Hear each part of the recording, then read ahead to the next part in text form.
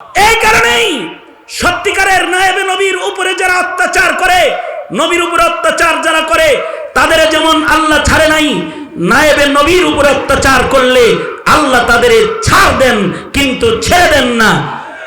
যেমনটি ঘটেছে 16 বছরের অত্যাচারের ফসল আওয়ামী লীগের উপরে, হাসিনাকে আল্লাহ তাআলা ছেড়ে দেন নাই, আলেমদেরকে জেলখানায় তালাবদ্ধ করেছে, নির্দোষ মানুষদেরকে সে ফাঁসি দিয়েছে, রাজপথে হাফেজ আলেমদেরকে গুলি করে হত্যা করেছে, পাখির মতো গুলি করে মাসুম মাসুম শিশুদেরকে লাশ করে ফেলে দিয়েছে। শুধু লাশই করে নাই, এ লাশকে গুম করে মানুষের চোখের আড়াল করে দিয়েছে, অত্যাচার করেছে। রাতের আধারে শাহাদাতের রক্তকে গরম পানিতে ধৌত করে মানব চক্ষুর আড়াল করেছে। এদেশের শেখুল হাদিস আলেম ওলামাকে লাইফ জ্যাকেট আর হেলমেট পরায়ে বড় সন্ত্রাসীর বেশ ধরায়ে আদালতের কাঠগড়ায় খাড়া করেছে, তাদেরকে মাসের পর মাস মামলা দিয়ে হয়রানি করেছে। আল্লাহ তাআলা ছেড়ে দেন নাই, এমন ভাবেই ধরেছেন 1 ঘন্টার নোটিশে খোদার জমিনে খোদায় হাঁটতে দেয় নাই, পলায়ন করে পালিয়ে যেতে বাধ্য করেছে।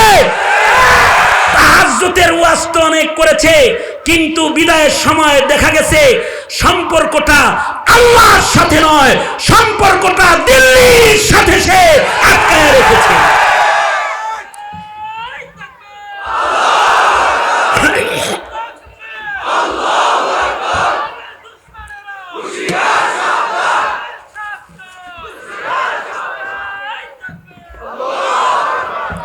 সুতরাং এ থেকেও যারা শিক্ষা গ্রহণ করবে না, আওয়ামী লীগের নির্যাতন থেকে যারা শিক্ষা গ্রহণ করতে ব্যর্থ হবে, তারা যদি দেশ চালাও আর শিক্ষা যদি না নাও, এখন যারা রয়েছে সামনেও যারা থাকবে, যদি শিক্ষা না নিতে পারো আর যদি মনোনীত মানুষের কদর তোমরা না করতে পারো, তাহলে একজন পালিয়েছে দিল্লিতে, তোমরা পালাবে ওয়াশিংটনে, আমেরিকাতে আর লন্ডনে। বাংলাদেশে শাহজালালের মাটিতে আলেম বিদ্বেষী কাউকে জায়গা দেওয়া হবে না,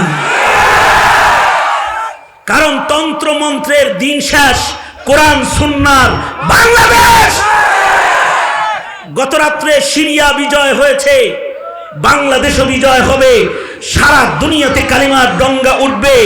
সেই কালিমার ডঙ্গা উড্ডীন করতে আপনারা সেদিনের কালিমাওয়ালা পুখতা মুমিন হিসাবে মর্দে মুজাহিদের ভূমিকায় ময়দানে অবতীর্ণ হতে সদা সর্বদা প্রস্তুত থাকতে তৈয়ার আছো তো আমার যুবকেরা? আল্লাহ কবুল মঞ্জুর করুক। দেশকে চালাবে, দেশ চালাবে তারা মুসলমানের স্বার্থ বুঝে যারা। আওয়াজ করে জোরে বলো ঠিক না বেঠিক? আগামীর দিনে কারা রাষ্ট্র ক্ষমতায় থাকবে? যারা পণ্যের দাম কমাবে তারা, যারা ব্রিজ আর কালভার্ট করে ডিজিটাল বাংলাদেশ গড়বে তারা না।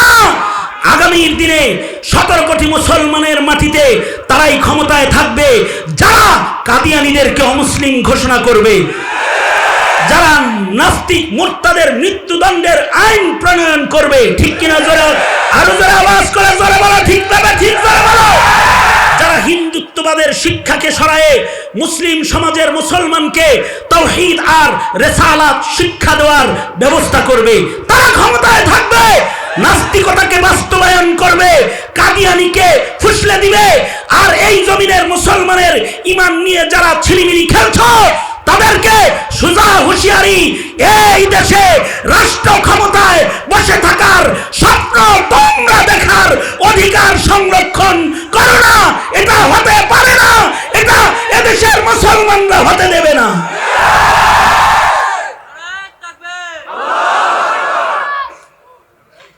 সুতরাং সেই জেহাদে শামিল হইতে সদা প্রস্তুত ইনশাআল্লাহ। কারা কারা প্রস্তুত? সুতরাং আলেম ওলামা যেখানে, জোরে আওয়াজ করে আলেম ওলামা যেখানে, আলেম নাই যেখানে, যেই তবলিগে আলেম ওলামা নাই সেই তবলিগে আমরা নাই, যেই তবলিগে আলেম ওলামা নাই যেই খানকায় আলেম ওলামা নাই, যেই রাজনীতিতে আলেমের সমর্থন নাই, লাথি মারি আমরা ওই রাজনীতির চৌকাঠে, লাথি মারি।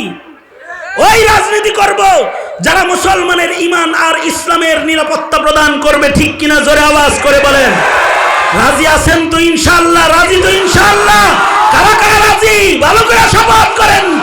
নারায়ে তাকবীর, কুরআন সুন্নাহর আলো, নারায়ে তাকবীর। अल्लाह कबूल करो, जोरे बोले आमीन। जो कुछ हुआ या रब तेरे करम से हुआ। मुख्तसरी दावत दिएई आमी आमार आलोचना थेके बिदाय निब, शुधु एतटुकुन कथा बोले माद्रासा आलेम ओलामा इल्मे दीनेर हेफाजतेर दरकार आछे ना नाई? जोरे बोलेन आछे ना नाई? हेफाजत करबेन तो इनशाआल्लाह? আল্লাহ তাআলা সবাইকে কবুল করেন। আখিরি মুনাজাত পর্যন্ত মুরব্বীদের কথা শুনে নসিহা গ্রহণ করে আখিরি মুনাজাত করে যাওয়ার দাওয়াত জানিয়ে, আবেদন জানিয়ে আমি আপনাদের সাথে মুসাফা করতে পারবো না কারোর সাথেই, কারণ আমার হাতে সমস্যা আছে, রড ঢোকানো আছে। এ কারণে আমি সালামি বিদায় নিচ্ছি। আসসালামু আলাইকুম ওয়া রাহমাতুল্লাহি ওয়া বারাকাতুহু।